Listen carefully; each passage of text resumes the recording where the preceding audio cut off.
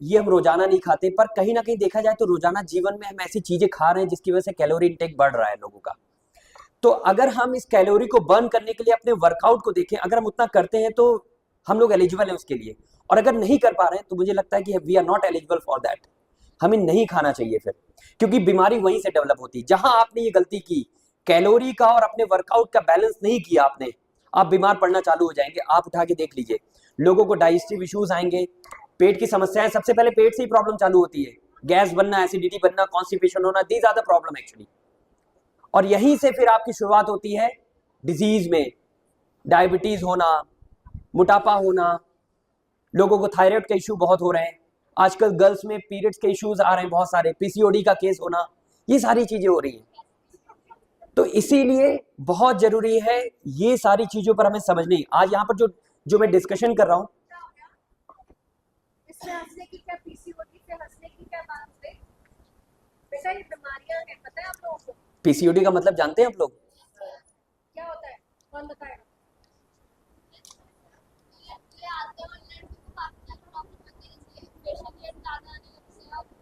Polycystic ovarian disease है, ये cyst formation हो जाता है यूट्रस में, जिसकी वजह से उनके पीरियड डिले हो जाते हैं, हार्मोनल इम्बैलेंसेस होने लगते हैं, ठीक है, अनवांटेड वेट बढ़ने लगता है, ये सारी चीजें होती हैं, ठीक है।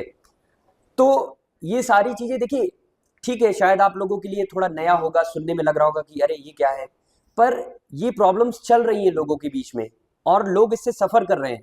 आज यहाँ पर अगर ये प्रोग्राम किया गया है तो ये बेसिकली इसलिए किया गया है कि ताकि आप लोग थोड़े अवेयर हो जाएं, इसके बारे में पता होना चाहिए। अपने आप को फिट रखने के लिए हम वो सारी चीजें करें जिससे कि आम पब्लिक जो परेशान है उससे आप तो ना हो, कम से कम आप लोग यंगस्टर हैं, आप पता है भविष्य है इस देश का, अगर आप भी उसी राह पे चलने लगेंगे तो फिर तो क्या होगा।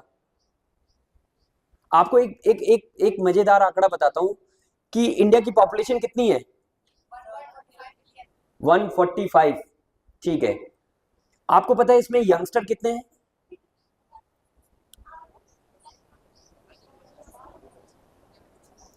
67% है, 67 से 68% के आसपास यंगस्टर की पॉपुलेशन है। और आपको पता है अगले 4 साल में ये पॉपुलेशन 300 के ऊपर जाने वाली है। वो कैसे? क्योंकि ये सारे लोग जो यंगस्टर हैं, इसमें एज ग्रुप जो है वो 25 से लेकर 29 के बीच में, ये सबकी शादी होंगी, सब फैमिली प्लानिंग करेंगे और एकदम से पॉपुलेशन बढ़ जाएगी। तो आप सोचिए कि ये बहुत इजी है ये तरीका, पर आप सोचिए कि हेल्दी रहने के लिए कौन सोच रहा है इतना, इसमें से कितने लोग फिट रहेंगे? मैंने अभी बताया ना आपको कि डायबिटीज में लीड कर चुके हैं, कैंसर में लीड कर चुके हैं, 26 में अगर इसी तरीके से रहा हम हार्ट पेशेंट मतलब हार्ट डिजीज को भी लीड कर जाएंगे।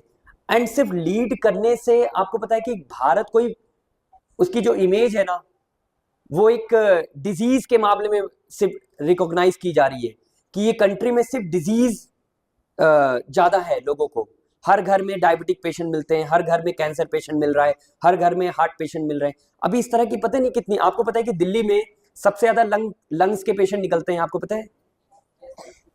जितनी तो कोरोना में लोगों की डेथ नहीं, उतनी हर साल जो है लोग अस्थमा की वजह से मर जाते हैं, लंग्स सीओपीडी की वजह से मर जाते हैं। तो ये सारा विषय जो है ना थोड़ा समझने वाला है, इस पे कोई देखिए ठीक है, आप हंसी मजाक एक अपनी जगह होता है, पर अगर हम आज सीरियस नहीं होंगे, अगर हम चीजों को समझेंगे, हमें पता ही नहीं होगा तो हम कैसे आगे बढ़ेंगे। आप स्कूल क्यों आते हैं? स्कूल क्यों आते हैं? शिक्षा तो आप घर में भी ले सकते हैं बैठकर, पेरेंट्स भी दे सकते हैं आपको, पर यहाँ पर आते हैं किसी चीज को डिसिप्लिन में समझने के लिए, क्योंकि घर में कई बार डिसिप्लिन नहीं बनता है। ग्रुप में जब आप बैठते हैं तो एक डिस्कशन होता है, घर में डिस्कशन का पॉइंट नहीं मिल पाता है क्योंकि लोग नहीं रहते। तो इसीलिए बहुत जरूरी है कि अगर आज यहाँ पर इस तरह के प्रोग्राम किए जा रहे हैं या ऑर्गेनाइज किया जा रहा है तो उसमें आप लोग अपना इंटरेस्ट दिखाइए, बहुत जरूरी है। क्योंकि देखिए फिटनेस, अगर बार बार मैं इस बात को रिपीट करूं, शायद मैंने अपने इस पूरे टॉक में कम से कम 10 बार बोल दिया होगा फिटनेस के बारे में। फिट नहीं है तो यू कैन नॉट सर्वाइव, बहुत सीधी सी बात है, आप सर्वाइव नहीं कर सकते हैं, आप दवाइयों पे बहुत दिन तक नहीं रह सकते। और एक बात मैं बताऊं, दवाइयों से आज तक कोई ठीक नहीं हुआ है। आप एलोपैथी में चले जाइए, अगर डॉक्टर से आप बात करेंगे तो वो बोलेगा डायबिटीज है तो आप ये दवा खाते रहिए, आप पूछेंगे कितने दिन, वो बोलेगा लाइफ टाइम तक, बीपी बढ़ गया लाइफ टाइम तक, कोई भी प्रॉब्लम है लाइफ टाइम, थायराइड की प्रॉब्लम हो रही लाइफ टाइम खाइए दवाइयां। अरे दवाइयां क्या खाने के लिए शरीर है क्या? दवाइयों को खाने के लिए शरीर नहीं बना है, शरीर बना है अपने आप को फिट रखने के लिए, और ये जीवन में हमें काम करने हैं, जो भी काम करना है। क्योंकि जीवन तो देखिए फैक्ट है कि बर्थ और डेथ ये आना तय है, मतलब ये होता है और वो भी होगा। इसके बीच का जो पीरियड होता है उसमें सारे काम करते हैं हम, सारी जिम्मेदारियां भी लेते हैं, पढ़ते भी हैं, बड़े भी होते हैं, पेरेंट्स भी बनते हैं, ग्रैंड पेरेंट्स भी बनेंगे, सब कुछ होगा। तो ये सब करने के लिए हमें एक लाइफ जो मिलती है उसमें हमें फिट रहना जरूरी है ना, अदरवाइज कैसे करेंगे हम, कर ही नहीं सकते हम। और दवाइयों से कभी कोई ठीक नहीं हुआ है। आप चक्कर लगाते रहिए डॉक्टरों के, आप पैसे पे पैसे खर्चे करते चले जाएंगे, पर इसका सोल्यूशन नहीं मिलेगा। कभी आप डॉक्टर से पूछिएगा कि डॉक्टर आपने जो मेरे पेरेंट्स को दवा दी है, फॉर एग्जाम्पल डायबिटीज की या बीपी की, कितने दिन खाना है, तो ये बोलेगा जीवन भर। पर आपको पता है कि किसी भी मेडिसिन का एक डोज होता है ना, जैसे आप एंटीबायोटिक लेते हैं 5 दिन डॉक्टर बोलता है, 7 दिन बोलता है मैक्सिमम, पर ये लाइफस्टाइल प्रॉब्लम के लिए कोई डोज डिसाइडेड ही नहीं है, क्योंकि उसे पता है कि आप अपनी लाइफस्टाइल ठीक तो करोगे नहीं, तो बोलता है आप जीवन भर खाते रहो।